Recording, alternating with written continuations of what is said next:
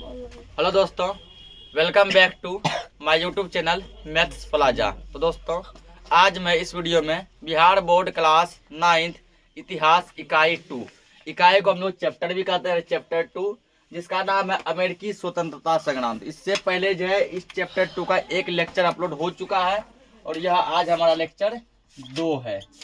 आइए इसमें देखते हैं। यहाँ हम लोग क्या लिखेंगे मुख्य बिंदु। मुख्य बिंदु देखो क्या का मुख्य बिंदु लिखाए थे, 3 को लिखा गया है। यानी यहाँ जो अब जो मुख्य बिंदु चलेगा वो 4 नंबर से चलेगा, ठीक है। पहला लेक्चर में 3 को लिखा दिया गया है, यहाँ 4 से चलेगा। 3 पूरा पॉइंट है वो। अब देखो इसमें जो है तो अमेरिकी स्वतंत्रता संग्राम के क्या क्या कारण थे, सब कारण लिखा दिए थे, 9 कारण। 9 कारण में जो पहला कारण था उपनिवेशों में राजनीतिक स्वायत्तता का अभाव, ठीक ना, स्वायत्तता का अभाव, ये पूरा समझा दिए थे, ठीक। अब दूसरा कारण हम लोग समझेंगे जिसका नाम है भौगोलिक दूरी। क्या नाम है? भौगोलिक दूरी। इंग्लैंड और अमेरिका की भौगोलिक दूरी काफी अधिक थी। यह दोनों क्षेत्र अटलांटिक महासागर के 2 अलग अलग छोर पर स्थित थे, ठीक ना। इंग्लैंड और अमेरिका का दूरी जो बहुत ज्यादा था, दोनों अटलांटिक महासागर के अलग अलग किनारे था। एक था इस किनारे, दूसरा था उस किनारे, ठीक ना। मान लो इंग्लैंड था इस किनारे, अमेरिका उस किनारे। चूंकि उस समय यातायात एवं संचार साधनों का अभाव था। यातायात मतलब होता है आने जाने की सुविधा, ठीक है, आने जाने की सुविधा। चाहे तुम जो है जल के माध्यम से जाओ, मतलब कि नाव या जहाज के माध्यम से, चाहे तुम थल के माध्यम से जाओ, गाड़ी बस के माध्यम से, चाहे तुम ये हवा के माध्यम से जाओ, एरोप्लेन के माध्यम से, ठीक ना। यही कहते हैं यातायात। अतः व्यवहारिक रूप से ब्रिटिश सरकार अपने उपनिवेशों पर प्रभावशाली नियंत्रण बनाए रखने में असमर्थ थी। ब्रिटिश मतलब हमारा इंग्लैंड, ठीक ना। इंग्लैंड का ही नाम ब्रिटेन भी है और इंग्लैंड भी है। तो वहाँ का सरकार का लगा ब्रिटिश सरकार, वो क्या किया था, यहाँ जो अपना सत्ता कायम नहीं कर पाया ज़्यादा दिनों तक, क्योंकि आने जाने में बहुत ज़्यादा कठिनाई था, लंबा डिस्टेंस था, जिसका फायदा स्वतंत्रता संग्राम के दौरान उपनिवेश वासियों को मिला और अंत में अमेरिका जो है जल्द ही आज़ाद हो गया। सबसे पहले अमेरिका ही आज़ाद हुआ था अंग्रेजों के चंगुल से। तीसरा पॉइंट दिया है धार्मिक एवं सामाजिक व्यवस्था में मतभेद। धार्मिक एवं सामाजिक व्यवस्था में मतभेद, इसमें समझो अमेरिकी उपनिवेश एवं ब्रिटेन के बीच धार्मिक एवं सामाजिक स्तर पर भी मतभेद थे, ठीक ना। धार्मिक स्तर मतलब वह कि धर्म के नाम पे, यानी कि हिंदू मुस्लिम सिख ईसाई के नाम पे अमेरिका और इंग्लैंड के बीच क्या था? मतभेद था, मतलब दोनों में नहीं जमता था। जहां एक और ब्रिटिशवासी एंग्लिकन मत को मानते थे और चर्च के अधिपत्य में विश्वास करते थे। जो ब्रिटेन का आदमी है, इंग्लैंड का आदमी है, वो चर्च के अधिपत्य, चर्च मतलब वह यहाँ मान के चलो ईसाई धर्म, ठीक, क्रिश्चियन, ये क्रिश्चियन धर्म को मानते थे। वहीं दूसरी ओर अमेरिकी जनता प्यूरिटन मतावलंबी थी, ठीक ना। ये जनता प्यूरिटन मतावलंबी थी।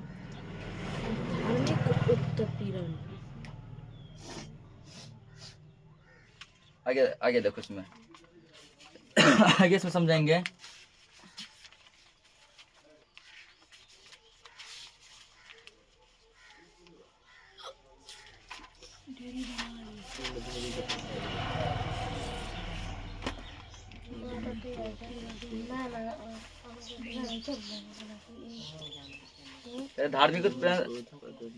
धार्मिक उत्पीड़न से तबाह होकर प्रोटेस्टेंट एवं प्यूरिटनों ने इंग्लैंड छोड़कर अमेरिका में शरण ले ली, ठीक। 2 यहाँ कोई आदमी होगा, एक है कौन प्रोटेस्टेंटो और दूसरा है प्यूरिटनो, प्यूरिटनो। ये दोनों क्या क्या इंग्लैंड छोड़ के कहाँ आ गया? अमेरिका आ गया, ठीक है। इंग्लैंड छोड़ के अमेरिका आ गया। लिख लेते तुम्हारे। उसमें प्रारंभ से ही जुझरापन एवं स्वतंत्रता की भावना विद्यमान थे तथा सैनिक क्षमता का प्रदर्शन भी वे कई बार कर चुके थे। ये दोनों जो कि अमेरिका आए, कई बार सैनिक क्षमता का प्रदर्शन कर चुके थे। यही कारण है कि अमेरिका वासी अपने मातृ देश के साथ संबंध नहीं रखना चाहते थे। अमेरिका वासी अपने देश के साथ ही संबंध रखना नहीं चाहते थे। ब्रिटिश समाज सामंतवादी एवं कुलीन व्यवस्था पर आधारित थी, ठीक ना। ब्रिटिश समाज किस पर आधारित थी? सामंतवादी एवं कुलीन व्यवस्था पर आधारित थी, जबकि अमेरिकी समाज समता मूलक एवं प्रजातांत्रिक व्यवस्था पर आधारित थी। यहाँ 2 पॉइंट बनेगा, लिख दो दोनों। पहले लिखेंगे यहाँ पे ब्रिटिश समाज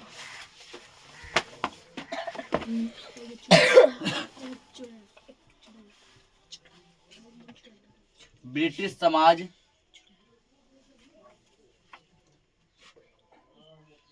सामंतवादी एवं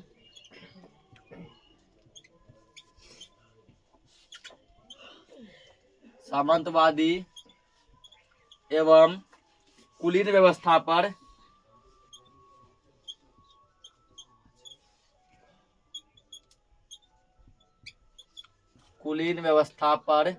आधारित थी। ब्रिटिश का कहने का मतलब है इंग्लैंड, ठीक ना। तो बार बार जो है नहीं बताना पड़े, ध्यान रखना कि ब्रिटेन ही क्या है, इंग्लैंड है, और इंग्लैंड ही क्या है, ब्रिटेन है। 2 नाम है उसका, ठीक ना। जैसे हमारे देशों के 4 नाम है ना, क्या क्या नाम है? भारत, ठीक ना, हिंदुस्तान, इंडिया, आर्यावर्त। इसी तरह इसका भी 2 नाम है, ब्रिटेन, इंग्लैंड। आगे लिखेंगे अमेरिकी समाज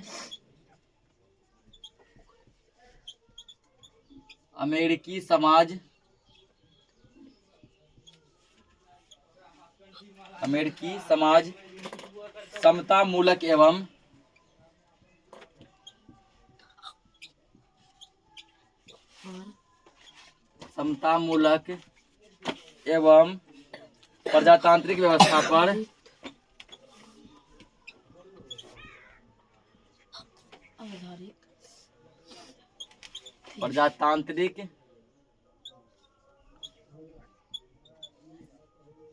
व्यवस्था पर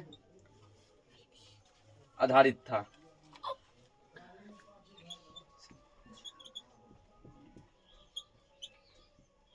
आधारित था। 2 पॉइंट यहाँ से बन गया। लिखो दोनों पॉइंट को जल्दी से।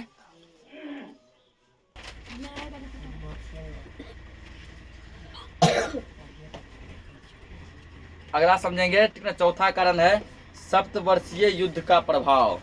ठीक है, चौथा कारण क्या था? सप्तवर्षीय युद्ध का प्रभाव। सप्तवर्षीय युद्ध अब समझेंगे क्या है, उसके क्या क्या प्रभाव थे। सप्तवर्षीय युद्ध इंग्लैंड एवं फ्रांस में 1756 से 1763 के बीच हुआ, ठीक ना। हाँ, वही बनेगा। यहाँ देखो सप्तवर्षीय युद्ध क्यों पड़ा इसका नाम, क्योंकि यह युद्ध जो है 7 साल तक चला था। कितने सालों तक? 7 सालों तक। 1756 से लेकर 1763 तक चला था। और किन 2 देशों के बीच हुआ था? इंग्लैंड और फ्रांस के बीच, ठीक है। यहाँ ये पॉइंट बनेगा।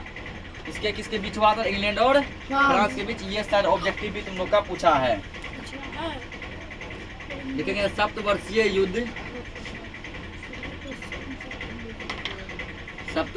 युद्ध इंग्लैंड एवं फ्रांस में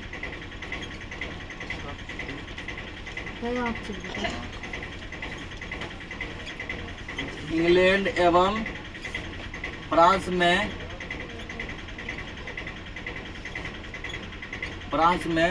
1756 से 1763 ईस्वी के बीच हुआ था।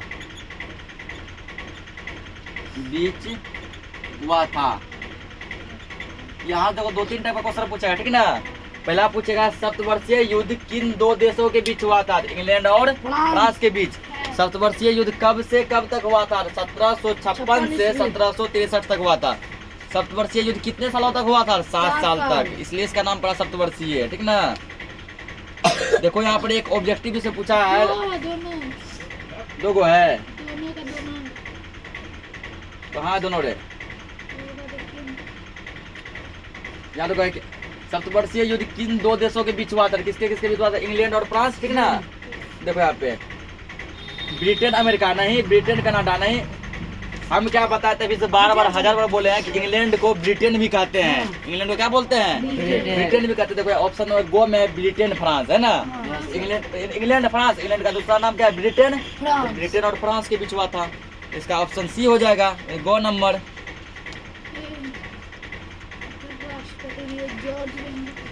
और आगे आगे समझते हैं फिर तभी 3 नंबर इसका आ जाएगा। गो नंबर होगा ना। ये है रे, क्योंकि इंग्लैंड का दूसरा नाम क्या है? ब्रिटेन। तो वहाँ दूसरा नाम से पूछा, सोचा कि बच्चा को फंसा लेंगे। ये तुम लोग तेज है, ठीक ना, फंसने वाला नहीं है। बुक को फंसा लेगा, बुक तुमको नहीं फंसा पाएगा। इस युद्ध से पूर्व तक उपनिवेशवासी इंग्लैंड से घनिष्ठ रूप से जुड़े हुए थे, क्योंकि वे कनाडा में फ्रांसीसियों के विरुद्ध अकेले अपनी रक्षा करने में असमर्थ थे। ये सप्तवर्षीय युद्ध से पहले जो है, सप्तवर्षीय युद्ध से पहले इंग्लैंड वासी क्या थे? पूरा उपनिवेशवासी जितने भी थे वे इंग्लैंड से बहुत घने रूप से जुड़े थे। इंग्लैंड से बहुत घने रूप से जुड़े थे, क्योंकि फ्रांसीसियों के विरुद्ध वो अपनी रक्षा नहीं कर पा रहे थे। लेकिन इस युद्ध में फ्रांस की पराजय के साथ ही यह भय समाप्त हो गया। ठीक, तो पूछ सकता है, सुनो आप क्वेश्चन, सप्तवर्षीय युद्ध में किसकी पराजय हुई थी? पराजय मतलब हार, किसकी हार हुई थी? फ्रांस की। फ्रांस हार गया था, ठीक ना। यहाँ लिख देंगे सप्तवर्षीय युद्ध में फ्रांस की पराजय हुई थी। भले बुक में नहीं पूछे, हम जब टेस्ट लेंगे तो उसमें पूछ सकते हैं, ठीक ना, या फिर स्कूल में पूछेगा, या कोई बड़ा बड़ा कंपटीशन एग्जाम में पूछेगा।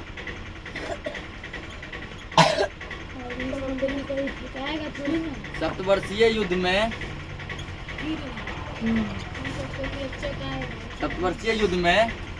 किसकी पराजय हुई थी? फ्रांस की। और जीत, अब मान लो हमें पराजय वाला पॉइंट लिखा है, पहले लिख लो। सप्तवर्षीय युद्ध में फ्रांस की पराजय हुई थी।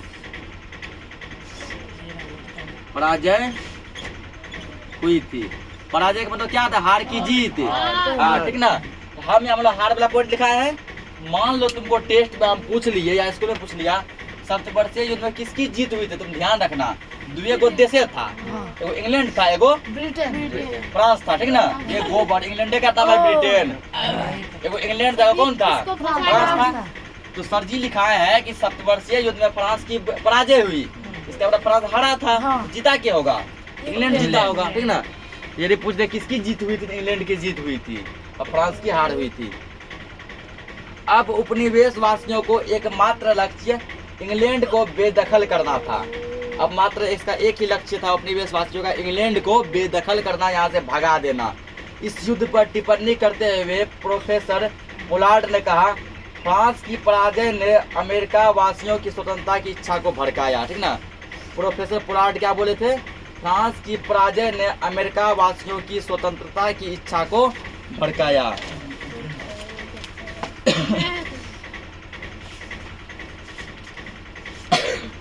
आगे समझेंगे। अगला पॉइंट है, ये पॉइंट खत्म हो गया। अगला 5वां पॉइंट है प्रगति विरोधी आर्थिक नीति। प्रगति विरोधी आर्थिक नीति, ये पॉइंट हम लोग समझते हैं। क्या सबसे गंभीर मतभेद आर्थिक कारणों से उत्पन्न हुई थी? सबसे जो भयंकर मतभेद जो उत्पन्न हुआ था वो आर्थिक कारणों से हुआ था। आर्थिक का मतलब था पैसे कौड़ी की तंगी, ठीक ना। उपनिवेशवाद का बुनियादी सिद्धांत यह था कि उपनिवेशों के आर्थिक शोषण और उनके संसाधनों के दोहन का अधिकार मातृदेश को है, ठीक ना। उपनिवेशवासियों का यह मानना था, इसका शोषण हो या दोहन हो, ठीक ना, वो केवल मातृदेश ही कर सकता है।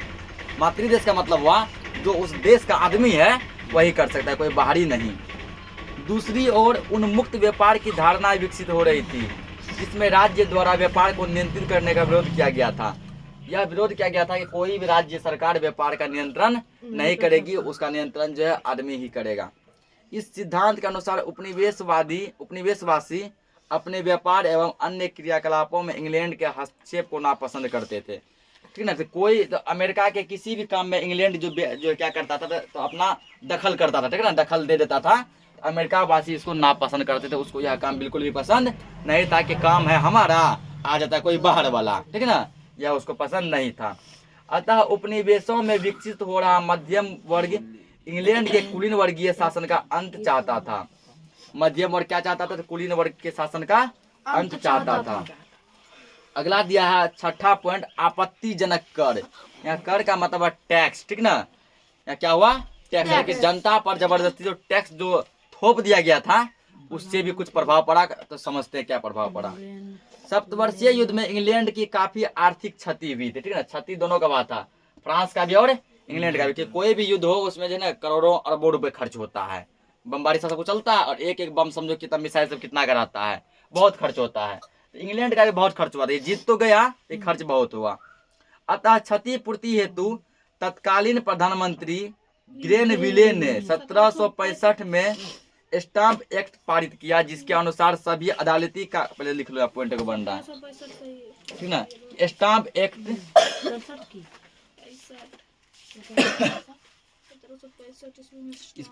वहाँ पूछा हल्का फल्का क्वेश्चन में, ठीक ना। यहाँ पूरा हम विस्तार से लिख देते हैं। देखो इंग्लैंड के तत्कालीन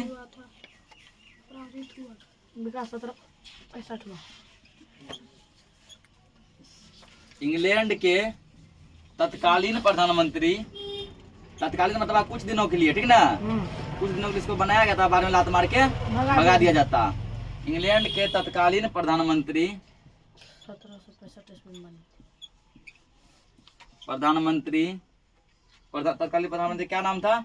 ग्रेनविले, ठीक ना, नाम याद रखना, ग्रेनविले। ग्रेनविले। पूछा जा सकता है कि इंग्लैंड का तत्कालीन प्रधानमंत्री कौन था? ग्रेनविले, ठीक ना।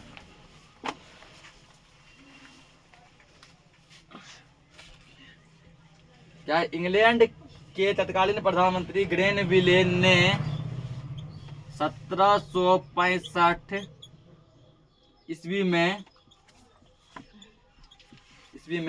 स्टाम्प एक्ट पारित किया। स्टाम्प एक्ट पारित किया। अब देखो इस पॉइंट तो एक को लिखा है ना लंबा सा, इसमें कई सारे पॉइंट बनेंगे। इंग्लैंड के तत्कालीन प्रधानमंत्री कौन थे? ग्रेनविले, ठीक। उसके बाद होगा किस प्रधानमंत्री ने स्टाम्प एक्ट पारित किया? ग्रेनविले ने, ठीक। स्टाम्प एक्ट कब पारित हुआ था? 1765 ईस्वी में। ऐसे बहुत सारे क्वेश्चन बन सकते हैं। ये क्वेश्चन जो स्टाम्प एक्ट कब पारित हुआ था ये पूछा भी गया, ठीक ना। ये क्वेश्चन देखो तुम लोग का अभ्यास में यहाँ पूछा गया है कि स्टाम्प एक्ट कब पारित हुआ था। क्वेश्चन नंबर 3 में 1765, 1764, 1766, 1767 कब हुआ था? 1765 में, ऑप्शन नंबर ए। अगला आप समझते हैं आगे। अब इसके अनुसार सभी अदालती कागजों, अखबारों आदि पर 20 शिलिंग का स्टाम्प लगाना अनिवार्य था। इस स्टाम्प एक्ट के अनुसार क्या कानून बना कि जितना भी अदालत का कागज हो, अखबार हो, सब में 20 शिलिंग का स्टाम्प लगना चाहिए, ठीक ना। इस कानून से उपनिवेशों में व्यापक विरोध की भावना जाग उठी। ये कानून जो उपनिवेश वासियों को अच्छा नहीं लगा और इससे क्या हुआ, तो व्यापक विरोध उत्पन्न हो गया और उपनिवेश वासियों ने ब्रिटेन से आने वाली सभी वस्तुओं का बहिष्कार करने का निश्चय किया। बोला ब्रिटेन से जो भी सामान आएगा हम उसको नहीं खरीदेंगे, ठीक ना। ब्रिटेन से जो भी सामान आएगा हम उसको नहीं खरीदेंगे। तो ब्रिटेन यानी इंग्लैंड से जो सामान आएगा हम उसको नहीं खरीदेंगे, सब बहिष्कार कर दिया, नहीं खरीदेंगे, ठीक। उसके बाद दिया गया है 1767 में ब्रिटिश संसद ने उपभोक्ता वस्तुओं पर कर लगाया, ठीक ना। ब्रिटिश संसद बन रहा हुआ इंग्लैंड का संसद मतलब होता है यहाँ पे, ठीक ना, पार्लियामेंट। जैसे भारत का संसद है ना, पार्लियामेंट, इसी तरह। यहाँ लिखेंगे नंबर 1767 ईस्वी में 1767 ईस्वी में, ठीक ना, ब्रिटिश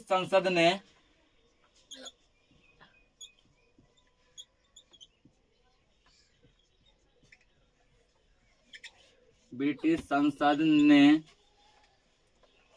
उपभोक्ता वस्तुओं पर कर लगाया। उपभोक्ता वस्तु क्या सब समझा रहे हैं अभी। उपभोक्ता वस्तुओं पर कर का मतलब क्या होता है? टैक्स, ब्रैकेट में लिख दिए हैं। जैसे हम लोग जीएसटी टैक्स भरते हैं ना, कर लगाया, फिर उपभोक्ता क्या समझो। यहाँ पहले तो क्वेश्चन किस टाइप का फंसेगा। क्वेश्चन पूछेगा उपभोक्ता वस्तुओं पर टैक्स किसने लगाया था? ब्रिटिश संसद ने, ठीक। ब्रिटिश संसद ने उपभोक्ता वस्तुओं पर टैक्स कब लगाया? 1767 ईस्वी में। क्या 1767 में किस पर टैक्स लगाया गया था? उपभोक्ता वस्तुओं पर। उपभोक्ता वस्तुओं का मतलब हुआ खाने पीने की सामान, ठीक ना। तो खाने पीने के सामान पर भी क्या किया गया? टैक्स लगा दिया गया, यानी कर लगा दिया गया। जो हम लोग खाते पीते ना, जो दैनिक जीवन में उपयोग करते हैं, चावल दाल गेहूं मक्का, ठीक ना, जो भी हो, चीनी, सब पे क्या किया गया? टोटल चीज पे टैक्स लगाया गया। वही उपभोक्ता वस्तु, उपभोक्ता जिसको हम लोग दैनिक जीवन में खाने के लिए उपयोग करते हैं, ठीक।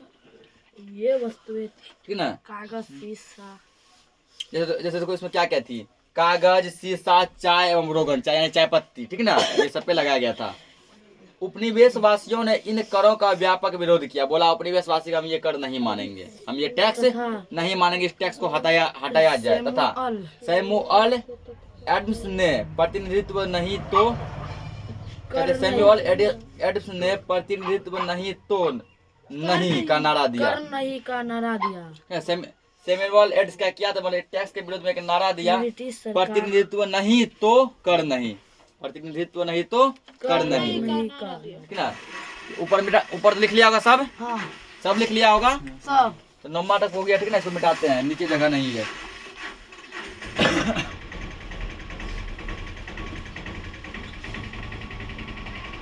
एक मोस्ट वीवीआई पॉइंट बन रहा है। स्टाम्प एक्ट का विरोध करते हुए ब्रिटिश सरकार की कार्यवाही का विरोध करने के लिए उपनिवेशियों ने संविधान के पुत्र एवं संविधान की पत्रिका आदि संगठन स्थापित किए। पॉइंट नंबर 10वां होगा ना। हाँ अमेरिका से मुसलमान के द्वारा आज इस चैप्टर में अमेरिका के बारे में संपूर्ण चीज जान जाएगा ना रे। आ? इस चैप्टर में अमेरिका के बारे में सब कुछ जान जाएगा। हाँ जैसे देखो, जैसे हम लोगों के देश में जैसे नारा है बहुत सारा, जय जवान जय किसान, ठीक ना। उसके दिल्ली चलो, ठीक ना, ये सब नारा बहुत सारा है। तुम मुझे खून दो मैं तुम्हें आजादी दूंगा, ये सब है नारा। इसी तरह जो यहाँ पे नारा दिया गया था, प्रतिनिधित्व नहीं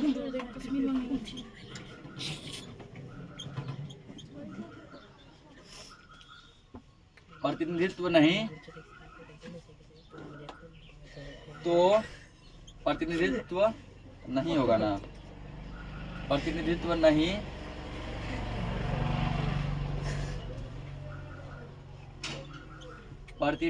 नहीं तो कर नहीं, ठीक ना। कर यानी क्या होगा? टैक्स। ध्यान रखना, बार बार नहीं बताना पड़े। कर नहीं कर मतलब कर हुआ हिंदी शब्द, ये हुआ इंग्लिश शब्द। प्रतिनिधित्व नहीं तो कर नहीं का नारा दिया। नारा सैमुअल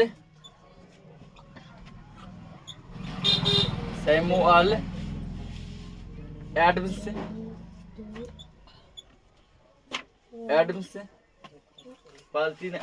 प्रतिनिधित्व नहीं तो कर नहीं का नारा सैमुअल एडम्स ने दिया था।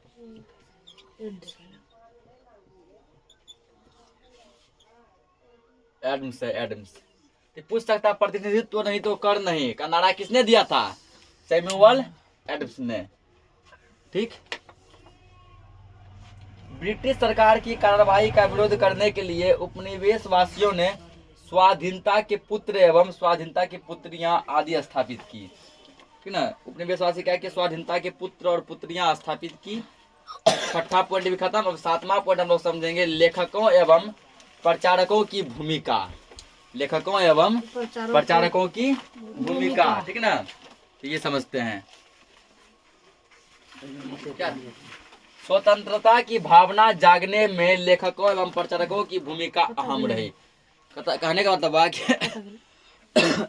अमेरिका में जो स्वतंत्रता की भावना जगी, ठीक ना, अमेरिका में जो स्वतंत्रता की भावना जगी, स्वतंत्रता मतलब आजादी। अमेरिका हम लोगों से लगभग समझो 150-200 साल पहले आजाद हुआ था। वो लोग 1700 कुछ ईस्वी में आजाद हो गया था, ठीक ना, और हम लोग 1900 ईस्वी में जाकर आजाद हुए ना। हम लोगों से 150-200 साल पहले आजाद हो गया था वो लोग, दिमाग लगाकर। तो लेखक और प्रचारकों के माध्यम से मतलब कि लेखक मतलब ठीक ना, जो बुक सब लिखता था, प्रचारक मतलब जो अखबार लिखा, ठीक ना, मीडिया सब वाला के माध्यम से, टीवी चैनल के माध्यम से क्या हुआ? स्वतंत्रता की भावना में पूरा बहुत प्रचार हो गया, लोग जागरूक होने लगे। 1776 ईस्वी में टॉमस पेन की लघु पत्रिका कॉमन सेंस प्रकाशित हुई, ठीक ना। यहाँ लिखेंगे कॉमन सेंस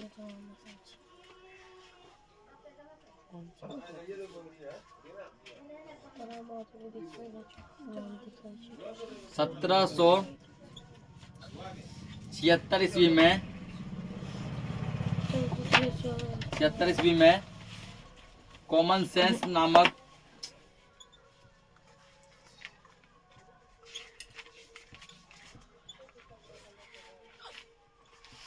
कॉमन सेंस नियामक नामक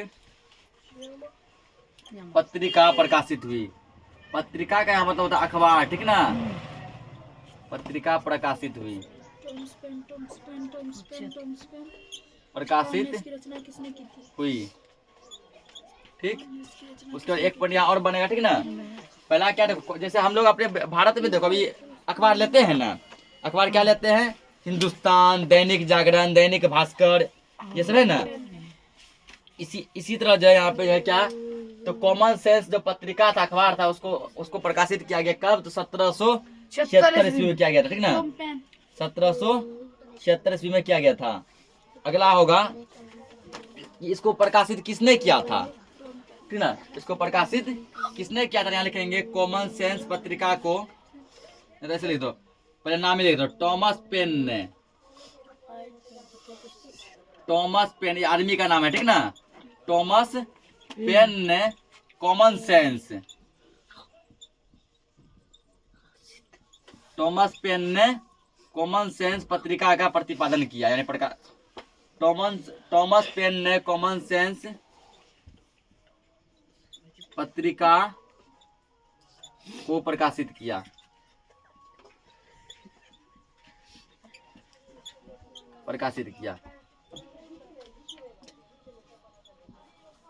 देखो पहले आप पूछे कॉमन सेंस पत्रिका को किसने प्रकाशित किया, टॉमस पेन ने।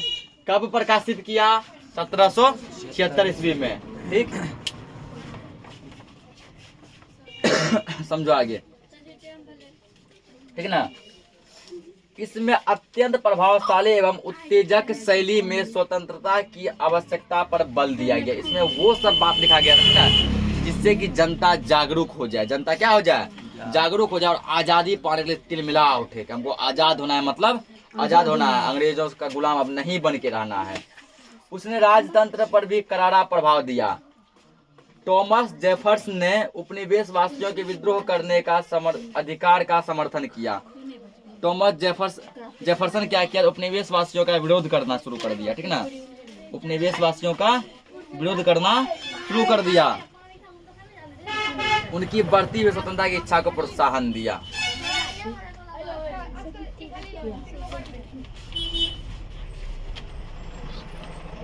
इसको लिख लिया होगा, ठीक ना। अगला हम लोग समझते हैं जॉर्ज तृतीय की निरंकुश नीति। जॉर्ज तृतीय की निरंकुश नीति है 8वां पॉइंट। इंग्लैंड के शासक जॉर्ज तृतीय ने सत्ता संभालते ही अमेरिकी उपनिवेश के प्रति निरंकुश नीति अपनाई, ठीक ना। इंग्लैंड के शासक कौन थे, जॉर्ज तृतीय। जब तत्कालीन प्रधानमंत्री कौन था, ग्रेनविले। जब वो हटे तो उसके बाद जॉर्ज तृतीय इंग्लैंड की बागडोर को संभाले। इंग्लैंड की गद्दी पे कौन बैठे, जॉर्ज तृतीय। वो जैसे संभाले, ठीक ना, तो वो क्या किए, तो अमेरिका के प्रति निरंकुश नीति अपनाने लगे। यह नीति इंग्लैंड में भी अलोकप्रिय थी, ठीक ना। इंग्लैंड में भी क्या थी, अलोकप्रिय थी। वह व्यक्तिगत शासन के सिद्धांत में विश्वास रखता था, जबकि इंग्लैंड में मंत्रिमंडल की शक्तियां बढ़ने लगी थी, ठीक ना। इसका क्या मानना था, जॉर्ज तृतीय का, वह व्यक्तिगत शासन में विश्वास रखता था, कोई व्यक्ति शासन करे, इस पर वो विश्वास रखता था। जॉर्ज तृतीय की उत्तरदायी रवैये ने उपनिवेशों के साथ उत्पन्न हुए संकट के शांतिपूर्ण समाधान की संभावनाओं को वस्तुतः ध्वस्त कर दिया। क्या कर दिया, पूरा ध्वस्त कर दिया। जो स्वतंत्रता संग्राम हेतु उत्तरदायी कारक के रूप में सामने आया था, और इससे भी अमेरिका वासियों को आजाद होने का एक रास्ता खुल गया। अगला इसका लास्ट कारण देखते हैं, ठीक ना। 9वां कारण जो वो क्या है, तत्कालीन कारण बोस्टन चाय पार्टी। तत्कालीन कारण क्या था? बोस्टन चाय पार्टी। ये समझते हैं हम लोग। 1773 ईस्वी में 1773 ईस्वी में चाय कानून द्वारा ईस्ट इंडिया कंपनी को भारत से सीधे अमेरिका चाय भेजने का एक अधिकार प्राप्त हो गया। ठीक ना? कर दिया, किया गया। यहाँ लिखेंगे अब अगला पॉइंट यहाँ पे बनेगा। 1773 ईस्वी में चाय कानून द्वारा ईस्ट इंडिया कंपनी को भारत से सीधे अमेरिका चाय भेजने का अधिकार प्रदान किया गया। 1773 लिखो तो बिजली यहाँ तक लिखते हैं। बाको आपको लिखो, यहाँ से लिखते हैं। यहाँ से ईस्ट इंडिया 1773 ईस्वी में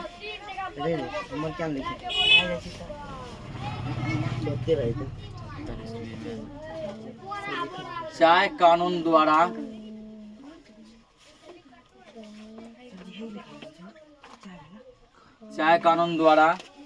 ईस्ट इंडिया कंपनी को, ईस्ट इंडिया कंपनी पहला चैप्टर पढ़ाए हैं ना? कब आया था सब बताए हैं। ईस्ट इंडिया कंपनी को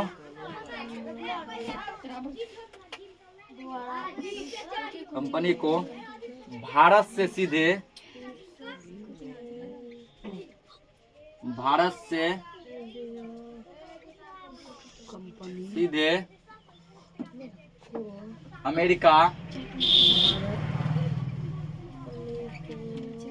से सीधे अमेरिका चाय भेजने का अधिकार प्रदान किया गया। चाय भेजने का अधिकार बहुत, इसमें चार पांच पॉइंट निकलेगा। अधिकार प्रदान किया गया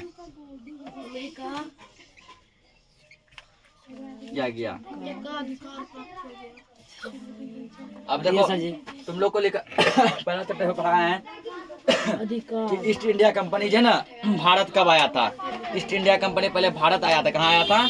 भारत आया था। उसके बाद वहाँ से अमेरिका आ गया। ठीक ना? ईस्ट इंडिया कंपनी भारत आया था 1600 ईस्वी में। कब आया था? 1600 ईस्वी में। उसको जो है 173 साल के बाद, यानी कि 1773 ईस्वी में चाय कानून के द्वारा एक अधिकार प्राप्त हुआ। वो अधिकार क्या था? कि भारत से सीधे अमेरिका चाय भेज दो। चाय मतलब चाय पत्ती। ठीक ना? भारत से सीधे अमेरिका चाय पत्ती भेजा गया। तो पूछेगा कि किस कंपनी को भारत से सीधे अमेरिका चाय भेजने का अधिकार था? ईस्ट इंडिया कंपनी को। यह अधिकार कब प्राप्त हुआ था? 1773 में।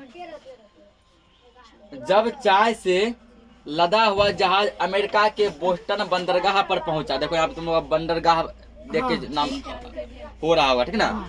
तो बस जो होता है, बस जहाँ रुकता है उसको कहते हैं बस स्टैंड या बस स्टॉप कहते हैं। ठीक। उसके बाद जो है जहाँ जो ट्रेन रुकता है बहुत सारा, उसको कहते हैं रेलवे स्टेशन कहते हैं ना। जहाँ हवाई जहाज हेलीकॉप्टर रुकता है उसको कहते हैं एयरपोर्ट। क्या बोलते हैं? एयरपोर्ट। और जहाँ पानी का जहाज रुकता है या नाव रुकता है उसको कहते हैं बंदरगाह। समझ गए क्या है? जहाँ पानी का जहाज रुके, जहाँ पानी का जहाज रुके उसको क्या कहते हैं? बंदरगाह। और जहाँ हवाई जहाज रुकता है उसको कहते हैं एयरपोर्ट। बोलते हैं ना? वही कहता है जब चाय से लदा हुआ जहाज अमेरिका के बोस्टन बंदरगाह पर आया। ठीक ना? एक बंदरगाह था जिसका नाम था बोस्टन बंदरगाह। ठीक। पहुंचा तो वहाँ के कुछ नागरिक यानी आदिवासियों रेड इंडियन जैसे कपड़े पहने थे। ठीक ना? जब वहाँ अमेरिका पहुंचा तो वहाँ के आदमी है ना क्या किए थे? रेड इंडियन जैसे कपड़े पहने थे। रेड इंडियन जैसे कपड़े पहने थे। आदिवासियों जैसे कपड़े पहने उस पर जहाज पहुंचे और उन्होंने चाय की सभी पेटियां समुद्र में फेंक दी। वहां जब वो क्या किया ना, जो कि रेड इंडियन जैसा कपड़ा पहना था, जहाज पे से टोटल चाय का चढ़ने की चाय पत्ती का पेटी उतार के जिस समुद्र से आया था उसी समुद्र में क्या किया? फेंक दिया। इस घटना को बोस्टन टी पार्टी के नाम से जाना जाता है। यही जो घटना है, अब हो सकता है सब्जेक्टिव क्वेश्चन उल्टाने देखें बुक, हो सकता है सब्जेक्टिव क्वेश्चन में पूछा जा सकता है कि बोस्टन टी पार्टी क्या है।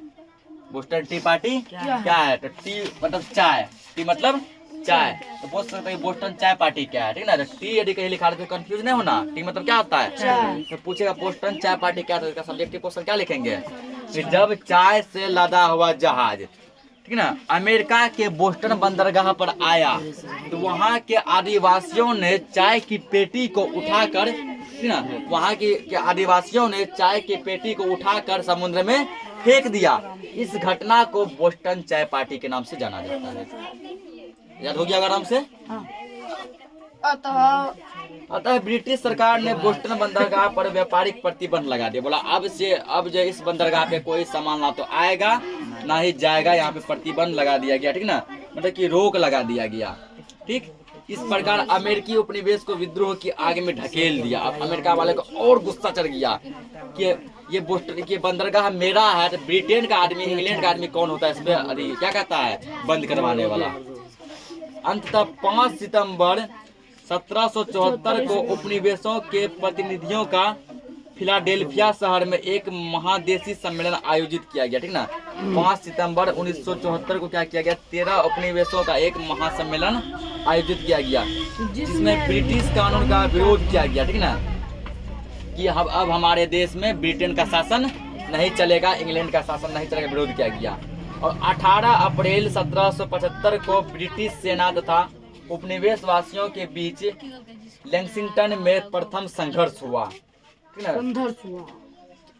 क्या हुआ, ब्रिटिश सेना और उपनिवेश अमेरिका वाला, ठीक, ब्रिटिश सेना इंग्लैंड वाला, दोनों के बीच मतलब छोटा मोटा मतलब युद्ध हुआ, संघर्ष हुआ। इसके पश्चात 4 जुलाई 1776 में फिलाडेल्फिया में दूसरा महादेशी सम्मेलन आयोजित हुआ। पहला कब हुआ था, 5 सितंबर 1774 को, और दूसरा हुआ था 4 जुलाई 1776 4 जुलाई 1776 में फिलाडेल्फिया में दूसरा महादेशी सम्मेलन आयोजित हुआ। यहाँ लिखा देते हैं पॉइंट। टॉम्स जेफरसन, तो दोनों पॉइंट लिखेंगे। 5 सितंबर 1774, 5 जुलाई 5 जुलाई ना, 5 सितंबर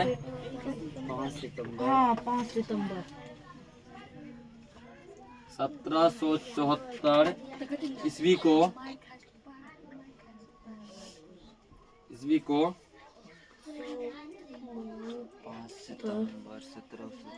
फिलाडेल्फिया, ठीक ना, फिलाडेल्फिया शहर में 5 सितंबर फिलाडेल्फिया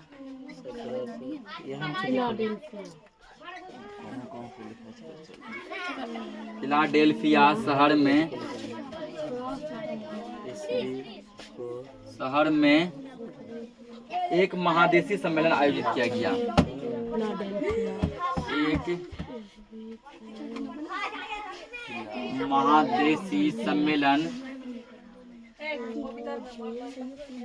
एक महादेशी सम्मेलन शहर में आयोजित किया गया।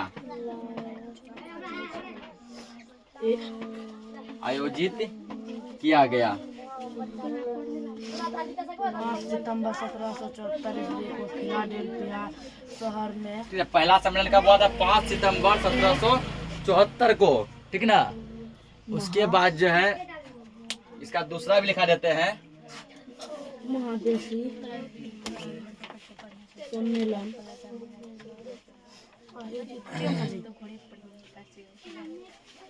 ऊपर का तो ये हो गया होगा ना। हाँ,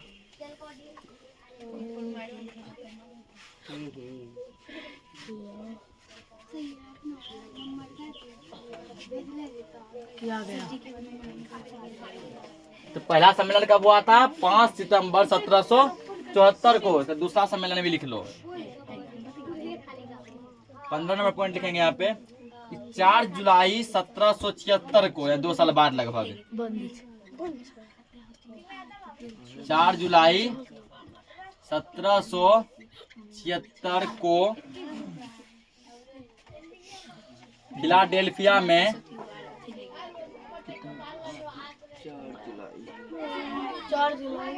फिलाडेल्फिया फिलाडेल्फिया में 4 जुलाई दूसरा महादेशी सम्मेलन आयोजित हुआ। दूसरा महादेशी सम्मेलन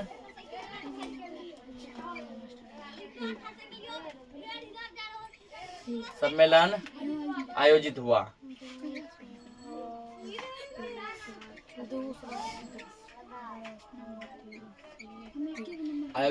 पहला कब पूछेगा कि फिलाडेल्फिया में पहला महादेशी सम्मेलन कब आयोजित हुआ? 5 सितंबर 1774 को। दूसरा कब? 4 जुलाई 1776 को। इसमें थॉमस जेफरसन द्वारा तैयार किया गया स्वतंत्रता का घोषणा पत्र जारी किया, ठीक ना। 1976। तो दूसरा जो सम्मेलन हुआ था, इसमें थॉमस जेफरसन द्वारा क्या हुआ? स्वतंत्रता का घोषणा पत्र जारी किया गया। जॉर्ज वाशिंगटन को अमेरिकी उपनिवेश का सेनापति नियुक्त किया गया, ठीक ना। 16 नंबर यहाँ क्वेश्चन पूछा होगा कहीं पे कि अमेरिकी स्वतंत्रता में अमेरिका का सेनापति कौन था? यहाँ पर जॉर्ज वाशिंगटन।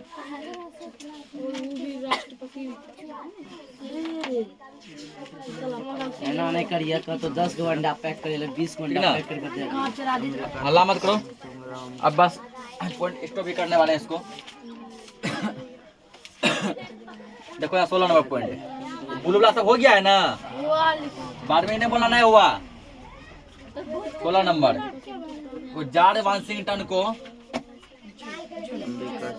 जॉर्ज वाशिंगटन होगा सर जी इसका आंसर। कौन थे? जॉर्ज वाशिंगटन को अमेरिकी उपनिवेश का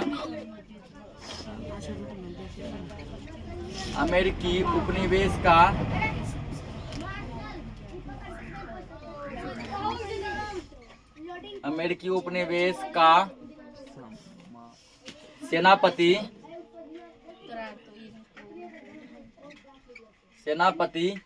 नियुक्त किया गया। ये क्वेश्चन देखो पूछा गया है, ठीक ना, अभ्यास में कि अमेरिकी स्वतंत्रता संग्राम में सेनापति किसको नियुक्त किया गया था? George Washington. हो सकता है वहाँ जॉर्ज ने दिया होगा, तो वाशिंगटन डायरेक्ट कर दो। इस प्रकार अमेरिकी स्वतंत्रता संग्राम पूरी तरह आरंभ हो गया। पूरा तरह क्या हो गया? आरंभ हो गया। और 3 फरवरी 1783 को पेरिस की संधि द्वारा समाप्त हुआ, ठीक ना।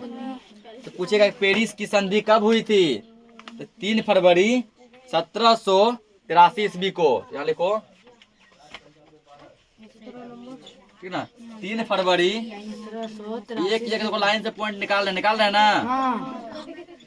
3 फरवरी 1783 को पेरिस की संधि हुई थी।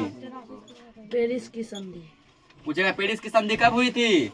3 फरवरी 1783 को। 3 फरवरी 1783 को पेरिस की संधि हुई थी।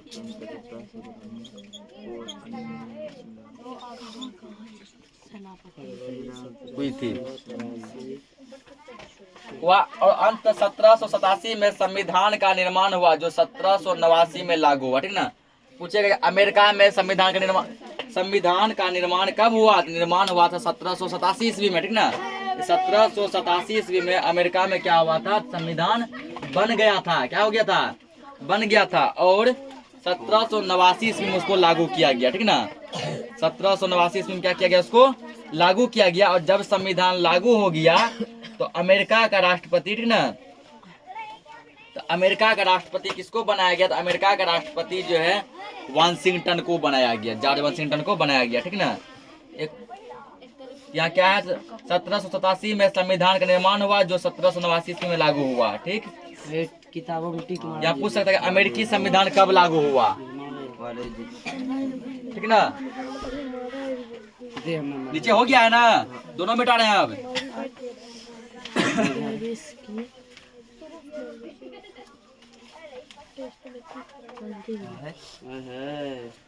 अंडा भी बोल रहा है चीट करेंगे टेस्ट। देखो यहाँ पे पूछ सकता है कि अमेरिकी संविधान कब लागू हुआ, ठीक ना। अमेरिकी संविधान कब लागू हुआ? 1787 में बना, 1789 में लागू हुआ, ठीक ना। देखेंगे यहाँ पे 1789 ईस्वी में अमेरिकी संविधान लागू हुआ। अमेरिकी संविधान क्या हो गया? लागू हो गया। कहाँ लागू हो गया? अमेरिका में लागू हो गया। अमेरिकी संविधान लागू हुआ। अब तो तुम लोग को अमेरिका के बारे में संपूर्ण जानकारी मिल गया। और जॉर्ज वाशिंगटन को अमेरिका का प्रथम राष्ट्रपति बनाया गया। पूछेगा अमेरिका का प्रथम राष्ट्रपति कौन था? जॉर्ज वाशिंगटन, ठीक ना। अमेरिका का प्रथम राष्ट्रपति कौन था? जिसे हम लोग बोलते हैं ना कि भारत का प्रथम राष्ट्रपति कौन था? क्या कहते हैं? डॉक्टर राजेंद्र प्रसाद, ठीक। इसी तरह पूछेगा कि अमेरिका का प्रथम राष्ट्रपति कौन था? अमेरिका का प्रथम राष्ट्रपति जॉर्ज वाशिंगटन था। George Washington.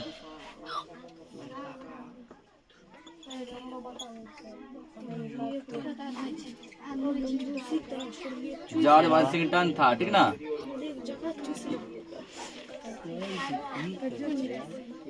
ठीक, तो आज के लिए इसको यही समाप्त करते हैं, तो ठीक ना। अब हम लोग इसका जो आगे क्या पढ़ेंगे, अमेरिकी स्वतंत्रता संग्राम का ये सब कारण था, कारण से इतना पॉइंट निकाले ना। अब अगला लेक्चर में पढ़ेंगे अमेरिकी स्वतंत्रता संग्राम के क्या क्या परिणाम हुए, ठीक। 20 तो पूरा से पूरा। तो मिलते हैं नेक्स्ट लेक्चर में, तब तक के लिए जय हिंद।